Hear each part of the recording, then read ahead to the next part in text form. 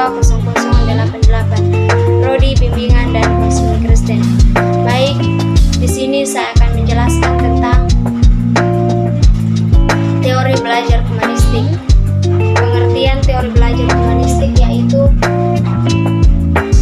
teori belajar bertujuan menghasilkan hal baik bagi kemanusiaan supaya bisa mencapai aktualisasi diri dan membuat orang mampu mengenali dirinya sendiri.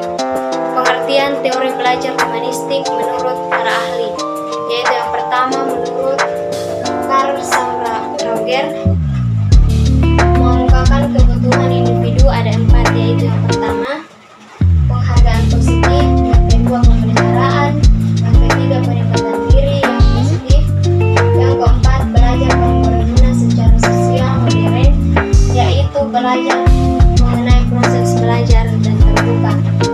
Yang kedua menurut Arthur Combs, mengungkapkan bahwa belajar terjadi bila mempunyai arti bagi individu dan guru tidak bisa memaksakan materi yang tidak disukai. Yang ketiga menurut Abraham Maslow, mengungkapkan bahwa teori belajar didasarkan pada asumsi diri individu, yaitu yang pertama usaha yang positif untuk berkembang, yang kedua kekuatan untuk melawan atau menolak perkembangan itu. Prinsip teori humanistik yaitu yang pertama, setiap manusia memiliki nalar untuk belajar secara alamiah. Yang kedua, belajar terasa sangat bermanfaat jika memiliki relevansi dengan maksud tertentu. Yang ketiga, proses belajar bisa mengubah persepsi seorang akan dirinya. Yang keempat, makna belajar akan terasa jika dilakukan oleh diri sendiri.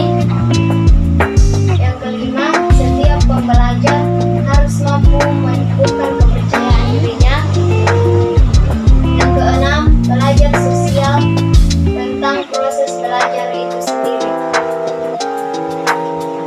Ciri-ciri teori belajar humanistik yaitu yang pertama, lebih memfokuskan pada proses belajar itu sendiri. Yang kedua, adanya peranan aspek kognitif dan aspek afektif. Yang ketiga, mementingkan pemahaman dan juga pengetahuan dalam proses belajar. Yang keempat, mementingkan sikap dan perilaku diri ketika menjalankan proses belajar. Yang kelima, tidak seorang pun mampu mengatur atau mendikte proses belajar yang benar pada setiap individu. Aplikasi teori humanistik yaitu yang pertama, memerhatikan dan memberikan motivasi belajar pada para peserta didik. Yang kedua, jika peserta didik belum memahami tujuan pembelajaran, guru bisa memberikan penjelasan kembali. Yang ketiga, guru harus bisa memahami karakter setiap peserta didik yang diampunya. Yang keempat, tetap menjalin komunikasi dengan peserta didik agar kondisi pembelajaran tetap terkontrol. Yang kelima, selalu memberikan dorongan kepada peserta didik agar lebih peka dan kreatif. Yang keenam, memacu keaktifan para peserta didik. Berikut kekurangan dan kelebihan teori humanistik, yaitu yang pertama kekurangan yaitu bersifat kepribadian, hati nurani, perubahan sikap dan analisis fenomena terhadap sosial. Dan yang kedua, siswa merasa senang.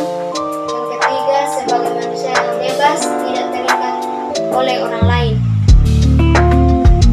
Yang kedua yaitu kekurangan.